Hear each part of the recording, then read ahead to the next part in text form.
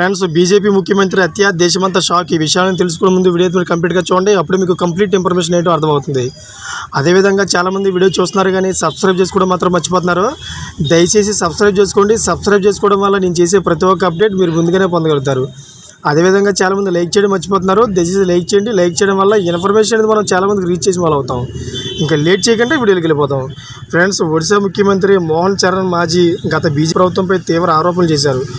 గత బీజేడీ ప్రభుత్వం తన హత్యకు కుట్ర పడిందని సీఎం మోహన్ మాజీ సోమవారం పేర్కొన్నారు.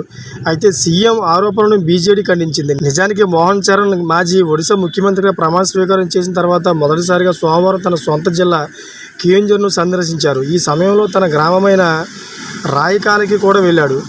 అయితే ఈ సందర్భంగా నవీన్ పట్నాయక్పై తీవ్ర స్థాయిలో దాడి చేశాడు.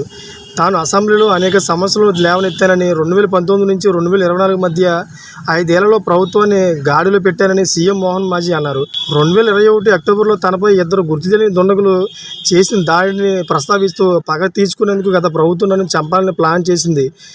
కియోంఝర్లోని మండువాలో బాంబు పేల్చి చంపేందుకు ప్రయత్నించారు. కానీ నన్ను రక్షించారు ప్రజలు. దయా దేవుడు నన్ను కాపాడారు. అయితే తాను ఎవరికీ భయపడనని సీఎం మాజీ అన్నారు. జగన్నాథుడు నాతో ఉన్నాడు. ప్రజల ఆశీర్వాదం నాకు ఉంది.